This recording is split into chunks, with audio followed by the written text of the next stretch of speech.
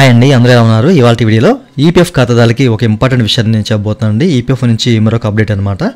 వీడియోకి వెళ్ళే ముందు ఇలాంటి విషయాలు మీరు మరింత తెలుసుకుంటే కింద సబ్స్క్రైబ్ బటన్ ఉంది, దాన్ని ట్యాప్ చేసి మంచిగా సబ్స్క్రైబ్ చేసి పక్కన ఉన్న బెల్ బటన్ని యాక్టివేట్ చేయండి. అనేది కాకుండా లైక్ చేసి మన ఛానల్ సపోర్ట్ చేయండి. టాపిక్ స్టార్ట్ చేస్తే కనుక నేను యూనిఫైడ్ పోర్టల్ అయితే ఓపెన్ చేస్తున్నానండి. ఓపెన్ చేసిన తర్వాత నేను డైరెక్ట్గా ఏంటంటే మెంబర్ ఇంటర్ఫేస్లోకి వెళ్ళిపోతాను. ఓకేనా, నా సంబంధించిన డీటెయిల్స్ ఎంటర్ చేసి మెంబర్ ఇంటర్ఫేస్ని అయితే ఓపెన్ చేసేస్తాను.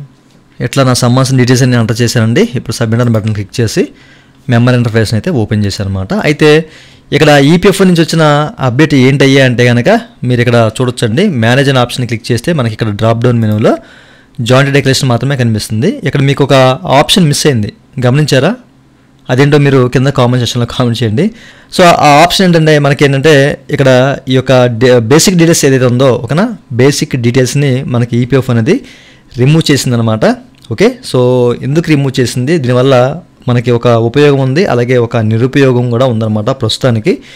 అదేంటి అనేది మీకు క్లియర్గా ఎక్స్ప్లెయిన్ చేస్తాను. అట్లా జాయింట్ డిక్లరేషన్ సంబంధించిన కొన్ని విషయాలు కూడా మీకు చెప్తానండి. ఈ వీడియో ఎండ్ వరకు చూడండి, మీకు క్లియర్గా అర్థమవుతుంది.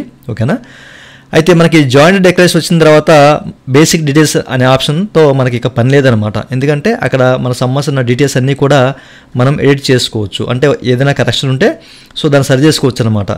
నేము, డేట్ ఆఫ్ బర్త్, జెండర్ కానివ్వండి, అట్లాగే నేషనాలిటీ కానివ్వండి, ఇట్లా కొన్ని మనకి ఈపీఎఫ్ అనేది యాడ్ చేసింది. అది కూడా మీకు చూపిస్తాను, లాస్ట్ వీడియోలో మీకు చెప్పాను కదా. ఓకేనా, అయితే ఇప్పుడు మనకి బేసిక్ డీటెయిల్స్తో ఇంకేం పని ఉంది, పని లేదు. అక్కడైనా కానివ్వండి మనం ఏదైనా ఒక విషయాన్ని ఇప్పుడు మనం డేట్ ఆఫ్ బర్త్ని మార్చాలనుకుందాం అనుకోండి, నేమ్ కూడా రీఎంటర్ చేయాల్సిన అవసరం అయితే ఉందన్నమాట. ఓకేనా, ఏ ఒక్క విషయాన్ని మనం మార్చాలన్నా అన్ని విషయాలు మనం మ్యాండటరీగా అన్ని రీఎంటర్ చేయాల్సిన అవసరం అయితే ఉంది. ఓకే, అయితే అక్కడ మనకి కొన్ని మాత్రమే ఉన్నాయి, అంటే ఒక 3 ఆప్షన్స్ మాత్రమే ఉన్నాయి, నేము, డేట్ ఆఫ్ బర్త్, జెండర్. ఓకేనా, అట్లాగే మన ఆధార్ నెంబర్ కూడా మార్చుకోవచ్చు. అంటే ఇంచుమించు మనకు 4 ఆప్షన్స్ ఉన్నాయన్నమాట మార్చుకునే అవకాశం. ఇక్కడ మనకి ఏంటంటే చాలా పర్టికులర్స్ అయితే ఇచ్చారన్నమాట జాయింట్ డిక్లరేషన్లో. ఓకే, అయితే ఈ జాయింట్ డిక్లరేషన్ వచ్చిన తర్వాత మనకి ఈ యొక్క బేసిక్ డీటెయిల్స్తో పని లేదు, అందుకే ఈపీఎఫ్ఓ తీసేసింది దీన్ని. ఓకేనా, నిజమే కదా, మనకి ఇప్పుడు జాయింట్ డిక్లరేషన్లో అన్నీ వచ్చాయి కాబట్టి బేసిక్ డీటెయిల్స్ ఇంకా మనకి పని ఏంటి, సో తీసేసింది. ఇది మనకి నిరుపయోగం అని చెప్పేసి అనుకోవాలి. ఓకే, అయితే మనకి బేసిక్ డీటెయిల్స్తో ఉపయోగం ఏంటి అనే దాని గురించి ఇప్పుడు మనం మాట్లాడుకుందాము. అయితే ఇప్పుడు నేను జాయింట్ డిక్లరేషన్ ఫామ్ ఓపెన్ చేస్తున్నానండి. ఓకేనా, సో క్లిక్ చేశాను. ఇక్కడ మనకి మెంబర్ ఐడి అడుగుతుందన్నమాట. ఒక మెంబర్ ఐడిని మీరు సెలెక్ట్ చేసి గెట్ డీటెయిల్స్ క్లిక్ చేస్తే కనుక సో మీరు ఇక్కడ చూడొచ్చు, ఈ విధంగా ఓపెన్ అవుతుంది కదా. ఓకేనా, ఇక్కడ మనకి చాలా రకాల పర్టికులర్స్ ఉన్నాయన్నమాట. పర్సనల్ డేటా కానివ్వండి, అలాగే సర్వీస్ డీటెయిల్స్ కానివ్వండి, చాలా ఉన్నాయి. ఓకేనా, Aadhaar number, name, date of birth, gender, father or mother name కానివ్వండి, రిలేషన్షిప్, మ్యారిటల్ స్టేటస్ కానివ్వండి, నేషనాలిటీ కానివ్వండి, డేట్ ఆఫ్ ఎగ్జిట్, జాయినింగ్, ఇట్లాంటి చాలా ఆప్షన్స్ ఉన్నాయి. ఇవన్నీ మార్చుకోవచ్చు. సో మనకి బేసిక్ డీటెయిల్స్తో పని లేదు, ఇంకా దాంతో పని లేదు, నిరుపయోగమే. అయితే ఉపయోగం ఏంట్రా అయ్యా అంటే సో మనకి ఇప్పుడు నేను ఇక్కడ ఫాదర్ నేము అలాగే ఏదో ఒకటి నేను ఇక్కడ చేంజ్ చేద్దాం అనుకుంటున్నాను. జస్ట్ నేను ఫాదర్ నేమే చేంజ్ చేద్దాం అనుకుంటున్నానండి. అయితే ఇక్కడ పెన్ బటన్ కనిపిస్తుంది కదా, సో దీన్ని క్లిక్ చేశాను, ఏదో ఎడిట్ చేశాను. ఓకేనా, ఎడిట్ చేసి ఓకే చేశాను. ఓకే, అయితే మనకి బేసిక్ డీటెయిల్స్లో ఏంటంటే ఏ ఒక్కటి మార్చాలన్న కారణం అన్నీ ఫిల్ చేయాలని చెప్పేసి అనుకున్నాం కదా, ఇక్కడ కూడా అట్లానే. ఓకేనా, ఇక్కడ కూడా అదే సేమ్, అన్నీ ఫిల్ చేయాల్సిన అవసరం అయితే ఉంటుందన్నమాట. ఇక్కడ అన్నీ మ్యాండటరీయే. ఓకేనా, చేంజెస్ రిక్వైర్డ్ అన్నీ మ్యాండటరీ అని చెప్పేసి అయితే క్లియర్గా మనకి మెన్షన్ చేశారనమాట. సో ఇక్కడ నాకు నాట్ అవైలబుల్ ఏంటి, మ్యారిటల్ స్టేటస్ అనేది నాట్ అవైలబుల్ అని చెప్పేసి కనిపిస్తుంది కాబట్టి సో దీన్ని కూడా నేను మార్చుకోవాలి ఇప్పుడు. ఓకేనా, ఏదో సెలెక్ట్ చేసుకోవాల్సిందే. ఇవన్నీ సెలెక్ట్ చేశాను అనమాట. మిగతా అన్నీ చూపిస్తున్నాయి కాబట్టి ఓకే. ఓకేనా, నేమ్ చూపిస్తుంది, అన్నీ చూపిస్తుంది, ఇక్కడ మనకి ప్రాబ్లం లేదు. సో ఓకే, ఈ రెండుని మార్చుకోవాలనుకుంటున్నానండి ఈ పర్సనల్ డీటెయిల్స్లో. లాస్ట్ టైం కూడా మీకు చెప్పాను కదా, ఇప్పుడు నేను చెక్ బాక్స్లో టిక్ చేసి ముందుకు వెళ్తాను అనుకోండి, ఏమవుద్ది, సో ముందుకు వెళ్ళలేదు. ఓకేనా, అప్లోడ్ డాక్యుమెంట్స్లోకి వెళ్ళలేదు. ఎందుకు వెళ్ళలేదంటే ఇక్కడ చెక్ చేసుకోవచ్చు. లాస్ట్ వీడియోలో మీకు చెప్పాను దీని గురించి కూడా. Date of living EPF, EPS రెండింటిని ఇమ్మంటున్నారు. సో దీనివల్ల ఏంటంటే మనకి దీనివల్ల ఉపయోగం లేదు. ఓకేనా, ఇప్పుడు మనకి ఏంటంటే బేసిక్ డీటెయిల్స్ అనే ఆప్షన్ కావాలి. ఇప్పుడు డేట్ ఆఫ్ బర్త్ కానివ్వండి, లేకపోతే ఏదైనా జెండర్ కానివ్వండి, ఏది మార్చాలన్నా కానివ్వండి, ఇక్కడ రిక్వైర్మెంట్ ఇక్కడ ఏంటంటే చేంజ్ రిక్వైర్డ్, ఇవి కూడా మనము. ఓకేనా, సో ఇవి కూడా మ్యాండటరీగా లివింగ్ కూడా ఇవ్వాల్సిన అవసరం అయితే ఉంటుంది. ఇప్పుడు సర్వీస్లో ఉన్నవాడు ఇవన్నీ ఇవ్వలేడు కదా. ఇప్పుడు మనం ఒక డేట్ ఆఫ్ బర్త్ మార్చాలంటే ఇవన్నీ ఇవ్వలేం కదా. సో దీనివల్ల మనకి ఉపయోగం లేదు. ఓకేనా, ఇప్పుడు మనకి బేసిక్ డీటెయిల్స్ అనేవి కావాలి. ఇప్పుడు చాలామందికి ఏంటంటే ఇంకో డౌట్ ఏంటంటే, సార్ ఇచ్చారు ఓకే, ఫామ్ అయితే ఇచ్చారు, కానీ నేను లాగిన్ అవ్వడానికి అవకాశం లేదు, నా ఆధార్ డేటాలో మిస్ మ్యాచ్ ఉంది, నేను లాగిన్ అవ్వలేకపోతున్నాను. ఇప్పుడు నాకు పరిస్థితి ఏంటి, నా పరిస్థితి ఏంటి, ఇప్పుడు జాయింట్ డిక్లరేషన్ ఇచ్చారు కానీ నా పరిస్థితి ఏంటి అని చెప్పేసి అన్నారు. ఇప్పుడు అంతా మనకేంటంటే పాత చింతకాయ బస్సులాగా ఉంది. అంటే ప్రీవియస్ ఎట్లయితే ఉందో మనకి బేసిక్ డీటెయిల్స్ సేమ్ అట్లానే ఉంది. బట్ ఇక్కడ ఉన్న ఒక మేజర్ ఎర్రర్ ఏంటంటే మీరు ఇక్కడ చెక్ చేసుకోవచ్చు. ఇవన్నీ కూడా మనం ఫిల్ చేయాల్సిన అవసరం అయితే ఉంటుందన్నమాట.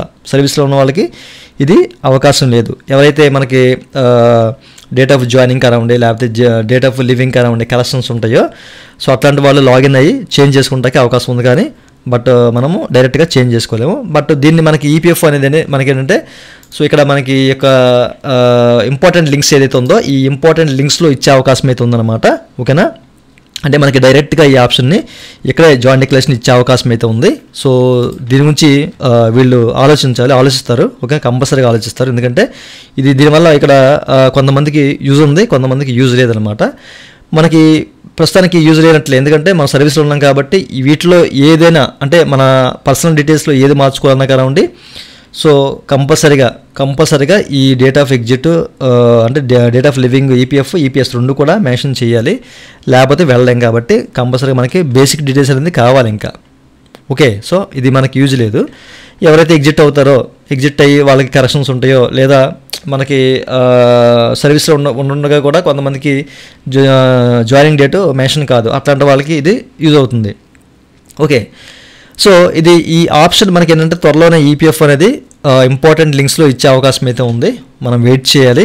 ఎందుకంటే మనం ప్రతిదానికి అపార్థం చేసుకోకూడదు ప్రతిదీ.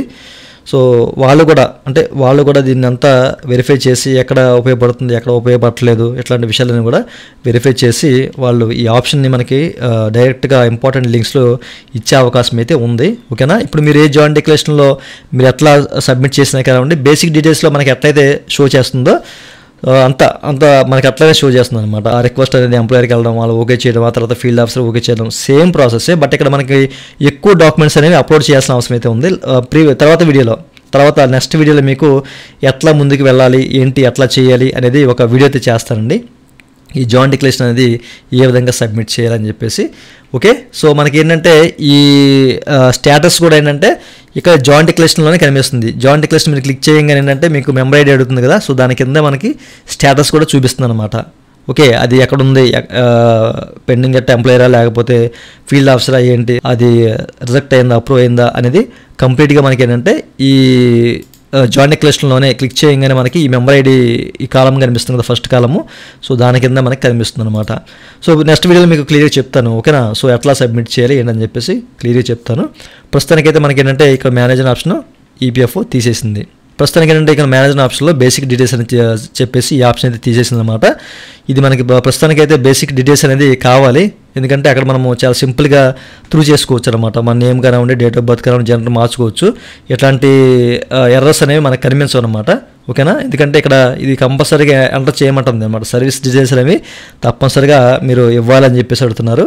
ఈ గ్లిచ్ అనేది, ఈ ప్రాబ్లం అనేది ఈపీఎఫ్ అనేది సరిచేసి త్వరలోనే మనకి మెయిన్లీ అప్డేట్ అయితే ఇస్తుంది అనమాట. ఎందుకంటే ఇది రీసెంట్గా వచ్చింది కాబట్టి మనమైతే వెయిట్ చేయాలి, ఈపీఎఫ్ని అపార్థం చేసుకోకూడదు. ఓకేనా, సో ఇది మనకి పనికి వస్తుంది ఇట్లాంటి విషయాలు కాదు. కానీ సో ప్రస్తుతానికైతే మనం అపార్థం చేసుకోకూడదు. దీని గురించి కూడా వాళ్ళు పరిశీలిస్తారు. ఓకే, సో నెక్స్ట్ మనకి అప్డేట్ ఏ విధంగా వస్తుందంటే కనుక మనం ఏది కావాలంటే అది మార్చుకునేలాగా ఉంటుంది.